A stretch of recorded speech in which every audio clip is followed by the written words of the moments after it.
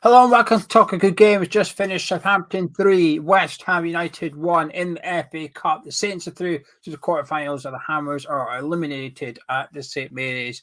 We're here to discuss the performance and the results and everything in between as well. Gonzo, let's just go straight to the Southampton goal, shall we? Actually, wonder strike. Brilliant goal. Brilliant goal. You can't have any complaints with that goal. I mean, it's absolute rocket. Sensational one. It's been replayed for a long time that well.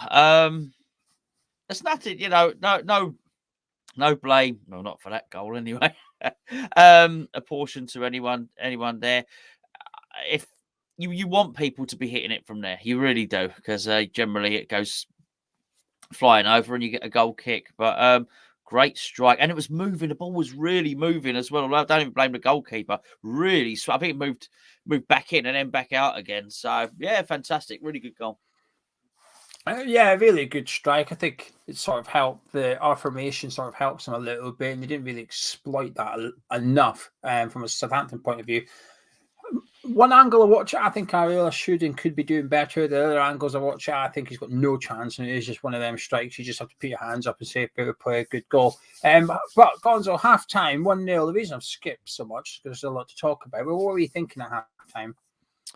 I thought we weren't pressing quite as much.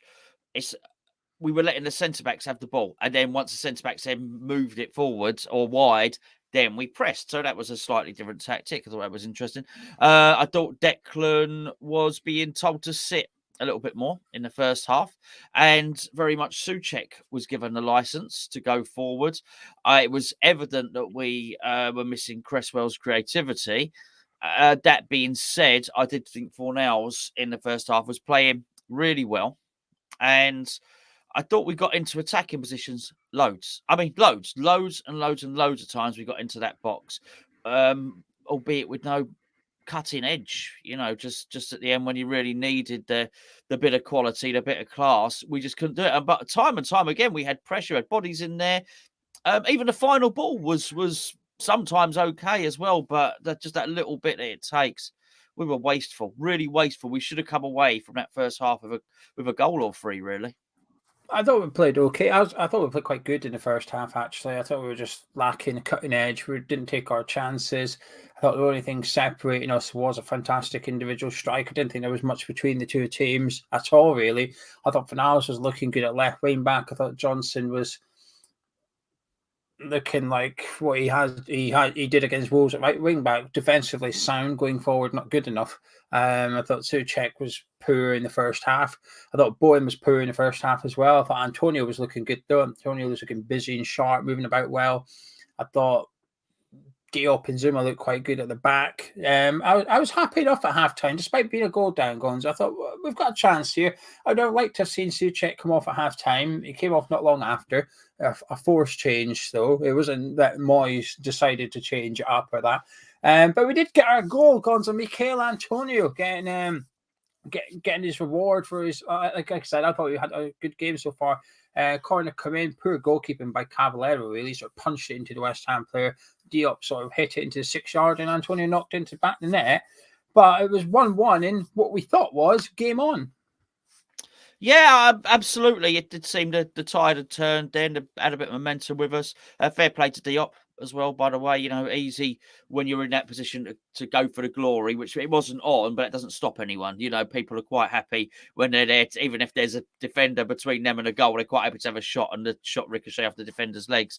So fair play. I think it was really good awareness from Diop, actually. And the corner was good. And there were some really good corners from Bowen and from Fornals. Really good deliveries today, actually. I've got to say, I wasn't expecting the delivery to be good because of the loss of Cresswell, but fair play to those two for putting those ones in there. And of course, Antonio, right place, right time. And of course, he's always going to be in there for that because he's the one putting the pressure on the goalkeeper. But yeah, it was flappy old goalkeeper, wasn't it? Flappy Willie in the box for Southampton.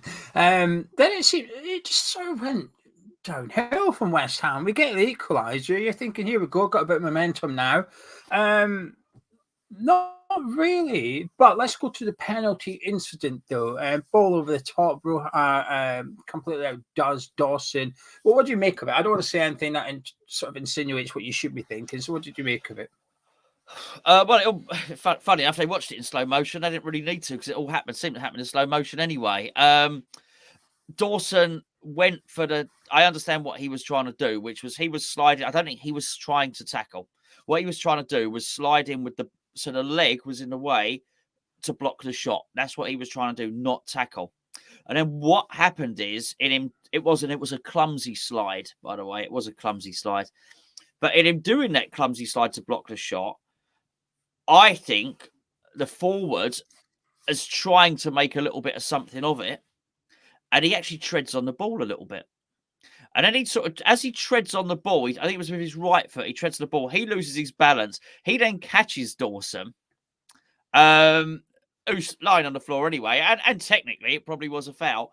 And then at that point, then Dawson inadvertently gets the ball, but really late. So it looked like a really delayed tackle, but it was clumsy because that was. So I know Sandy was looking at it, and people might have been thinking, "Well, hold on, he won the tackle." I don't ever think it was a tackle. I think in the end, because of the way the forward tumbled, Brozier tumbled, he gets the ball in the end. But it was never meant to be that. It was, and if you look at it in a cold hard light of day, it was a block. It was meant to be a block, and he missed it because the guy didn't shoot.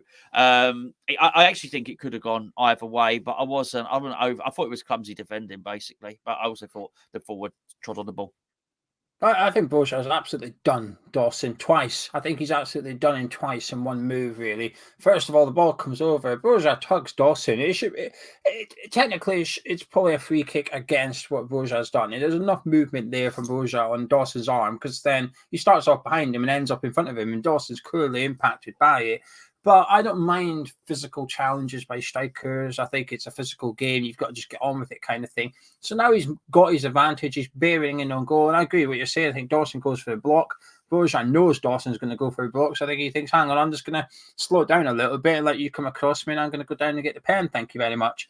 I think he's just got absolutely slapped silly by the striker, to be honest with you. A very experienced defender is Dawson. I always say to you, and on videos, Dawson will make one big error a game. He just usually gets away with it. Today, he didn't get away with it. However, what I will say, I can't believe the referee overturned it to some extent. I didn't feel he was very confident watching that. Even when he's going away, he's still looking back at the screen thinking, is it really? I don't think the ref believed it was a penalty, but because he was told to go have a look at it, he's decided to overturn it.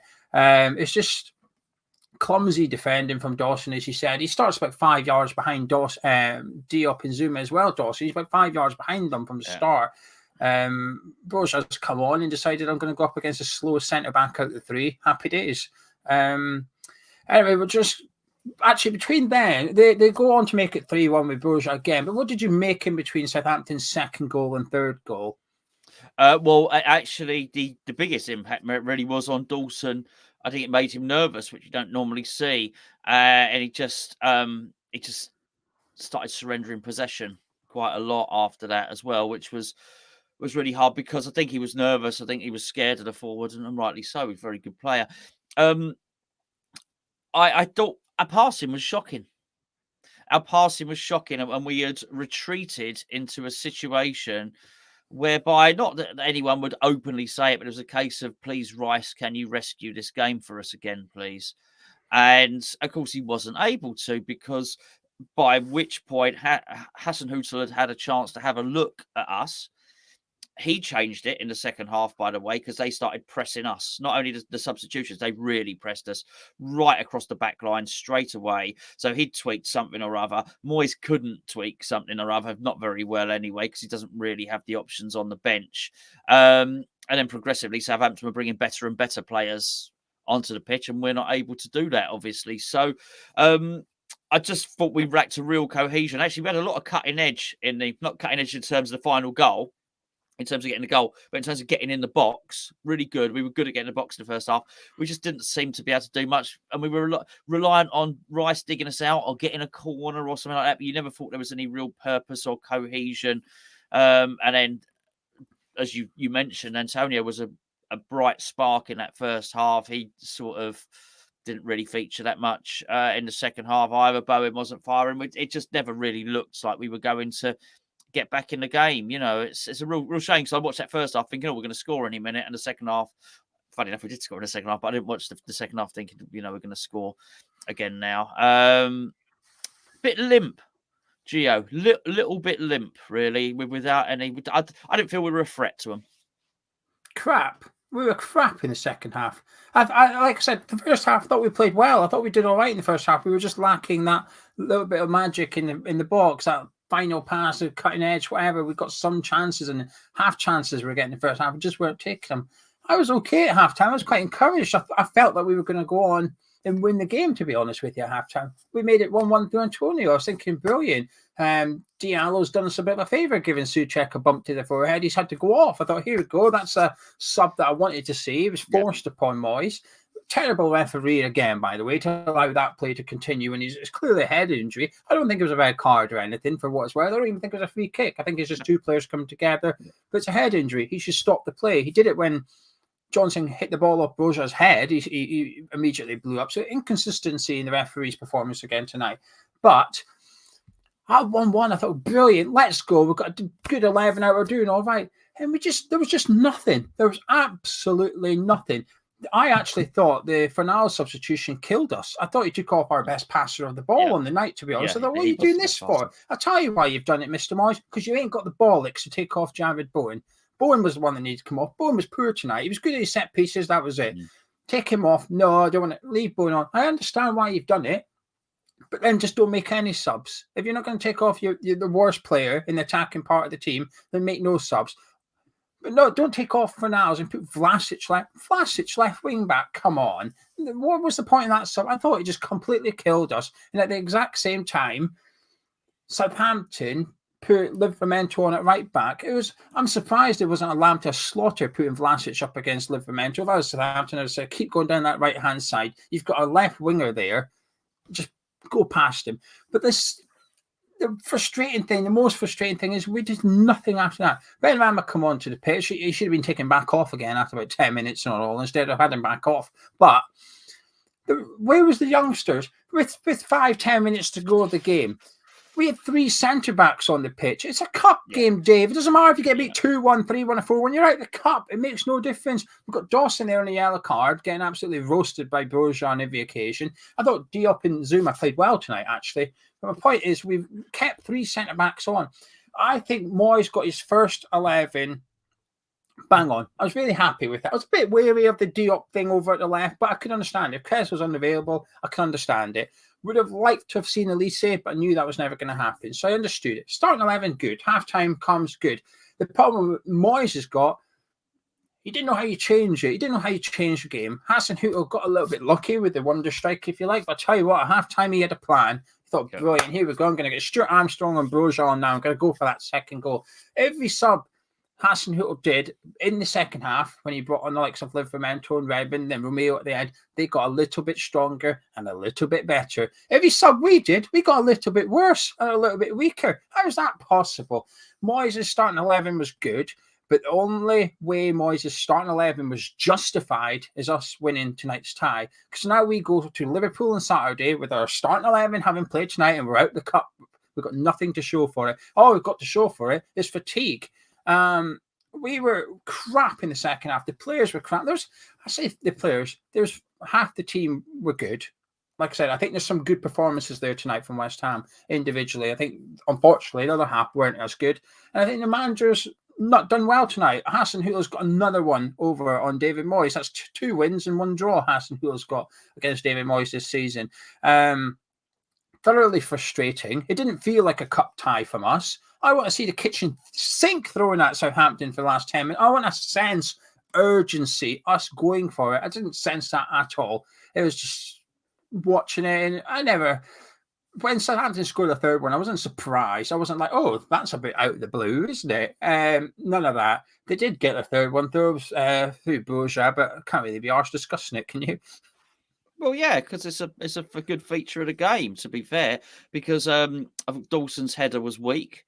Which, that should have been, he should, sometimes you've got to put a bit more energy on the header he just sort of did a little deflective header. It was straight into his path. He should have headed it out for a throw in. I would just, really, he's got all the aerial capability in the world. For someone like that, that's his speciality. That should have gone. Brozier gets the ball and then he just and you're right, up to that point, Zuma was having a good game. But he turned him into, made him look ridiculous actually. So, and then finished, did them all. You know what I mean? Really, picked up on Dawson's mistake. The finish was really, really good as well. Past the goalkeeper, who probably didn't have his best night either, really. So, it was tough. It was tough, and the best team won. I got no complaints about that really, because we didn't have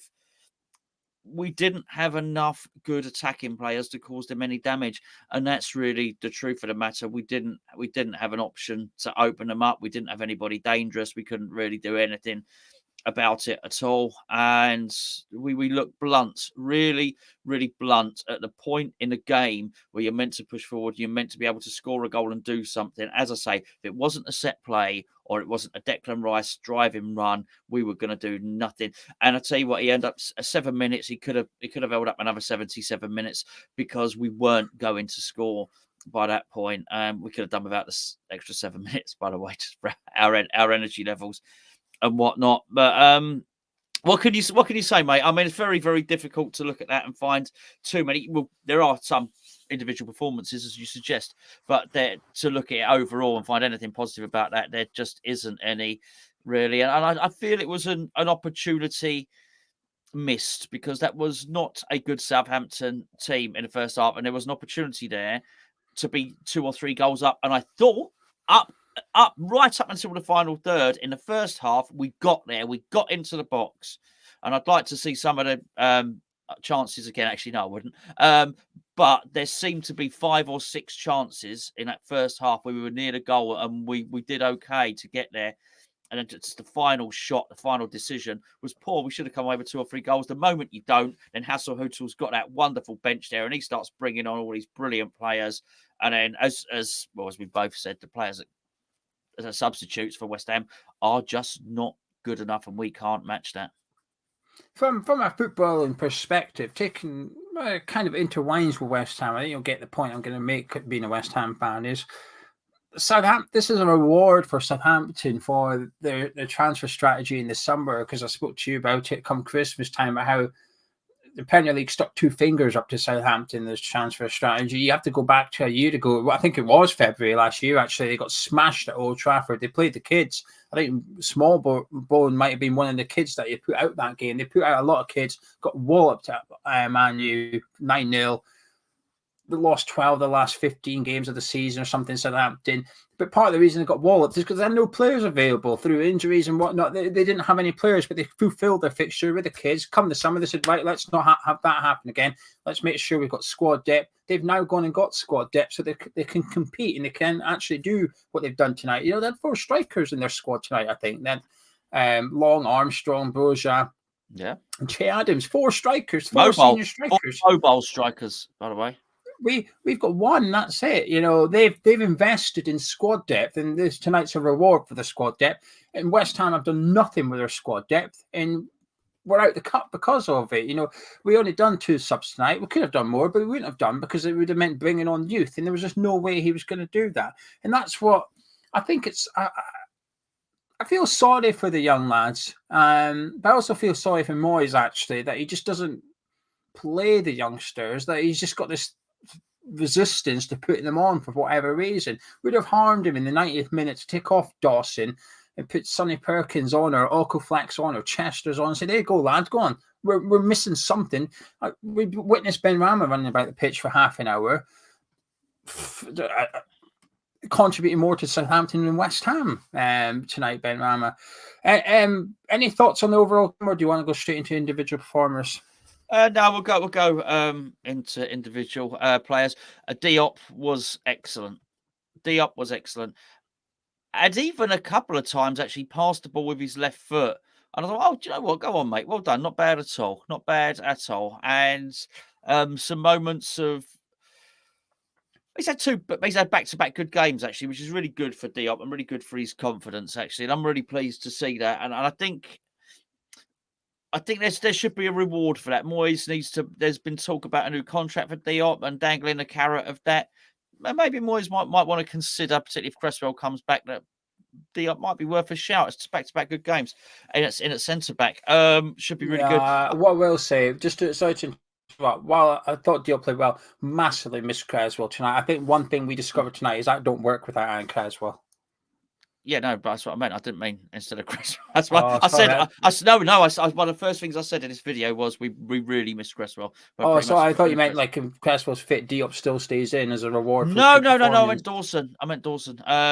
Yeah, I would. Yeah, no, because that didn't work. From a creativity, but that was one of the reasons, Geo. That was one of the reasons we couldn't create was Cresswell there. It's a part of our tactics. It's a little part of Moyes' little niche thing that he does with his formation that one of our centre backs is one of our best creators. That's fine. That's it. But if you don't have him in there, then you need to do something else. And he wasn't quite able to do it. I was obviously Declan played well. Antonio, as you alluded to, but Fornals again, he's really carving out something there. He seems to come off the line and play some wonderful passes. If you do a little highlight reel, there's 5 or 6 passes, wonderful ones. I think there was one over the top for Bowen really early on in the game. Brilliant ball, and Bowen should have scored. First thing, early on in the game, that's it. Right over the top. Bowen was wasteful with that because he actually beat the defender for pace as well.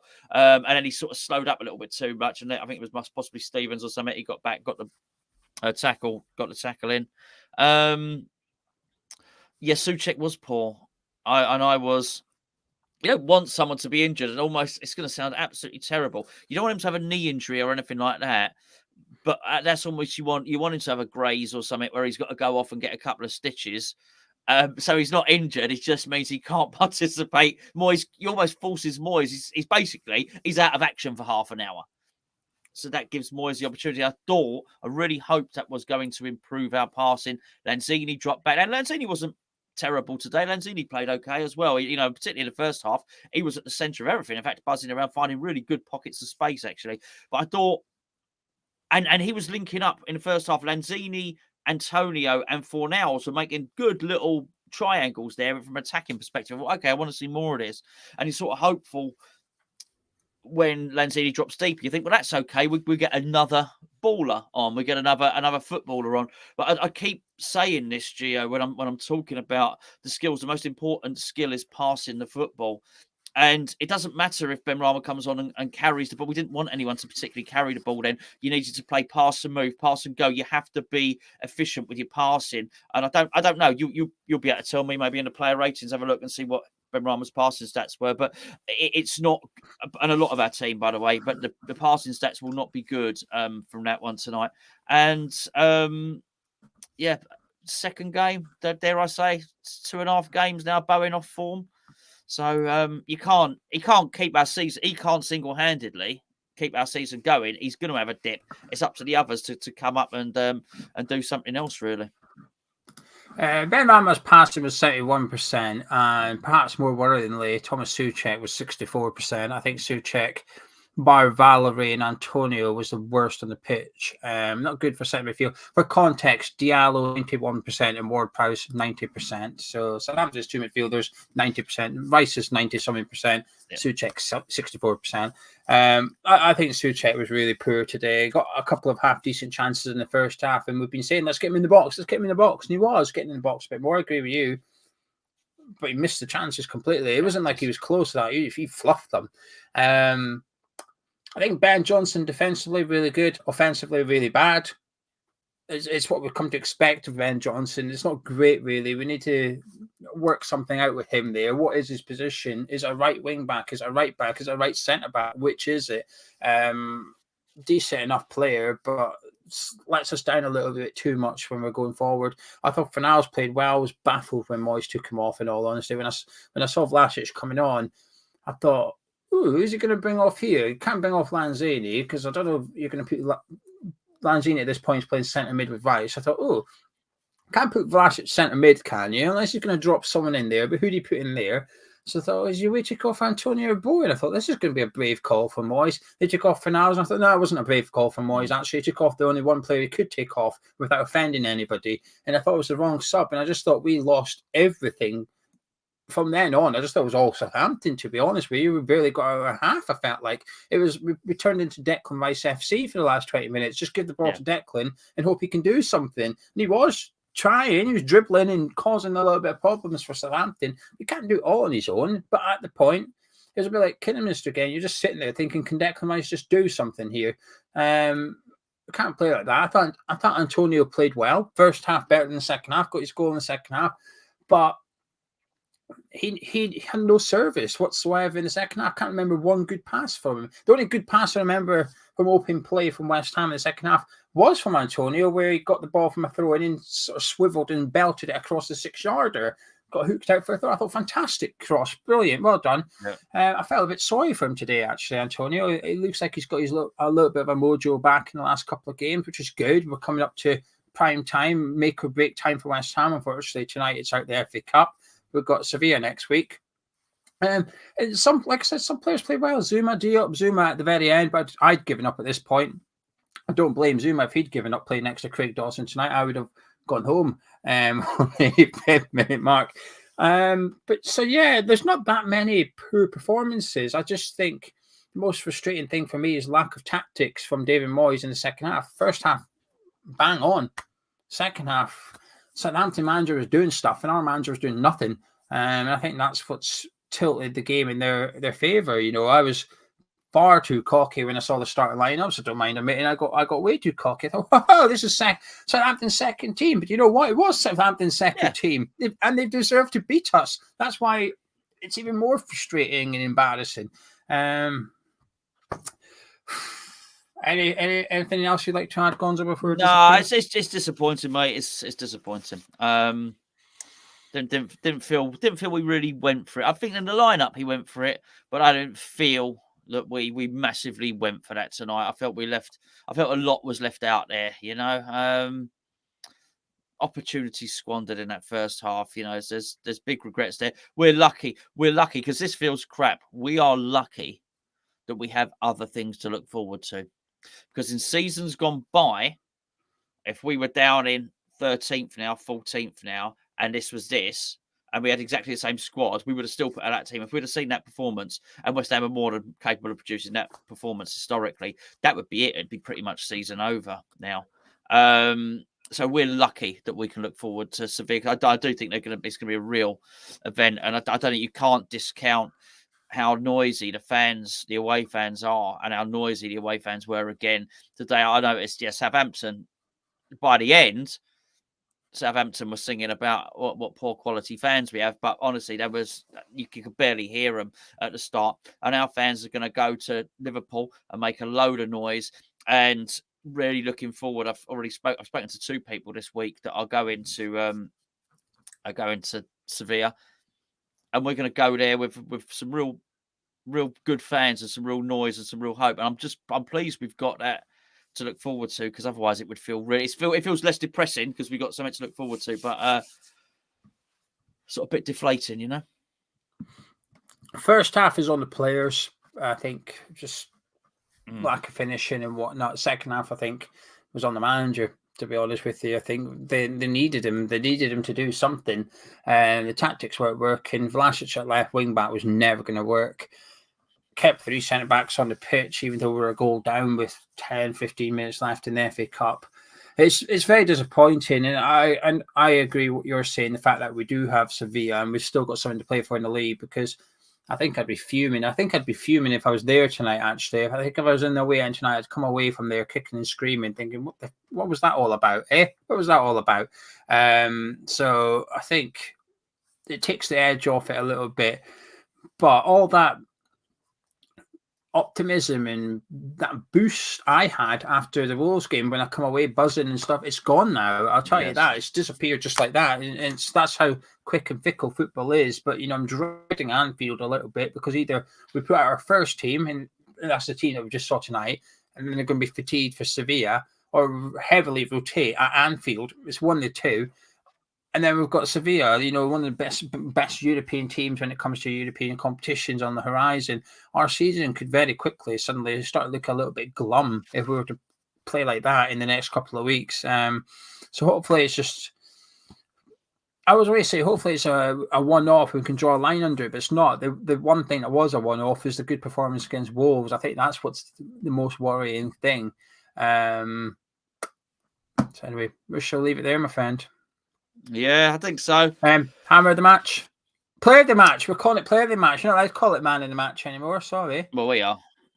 Okay, yeah, man of the match. Who are you going for? I think we'll give it. Do you know what?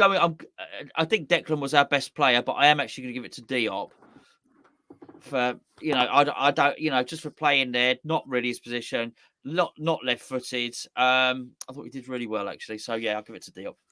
The only centre back that didn't cost us a goal tonight as well. Yeah. A big part to play in our goal too. Maybe a little bit lucky on his part. I think he just swung at it and hoped for it. But I agree with you. I'll give. I think Zuma was my man of match until the third goal because he got completely rinsed by Broja. So that tips it in the favour of Issa Diop for me. So well done, Diop. Well done, Diop. Right, we're going to disappear now. We'll be back tomorrow with our player ratings over on Patreon. If you want to find out about Patreon, link is in the description. I was going to promote it earlier in the video. It doesn't really feel like the right time to be promoting Patreon. But if you want to find out how you can support the channel and get more Hammers Chat videos, including player ratings tomorrow, where me and Gonzo go through the starting 11 and the manager, that should be fun. It's usually about 45-minute videos. It's not a short, quick, snappy thing. It's a good in-depth discussion that we have, warts and all when it comes to the players' performances. Oh, yeah. Links in the description, patreon.com/Hammers Chat. Massively appreciate it to anybody that pops over there, has a little look, and decides to subscribe and support the channel from £3.50 per month. So if you fancy giving up your £1 a month for us, it'd be much appreciated. But Gonzo, I'll see you tomorrow morning. Look forward to it.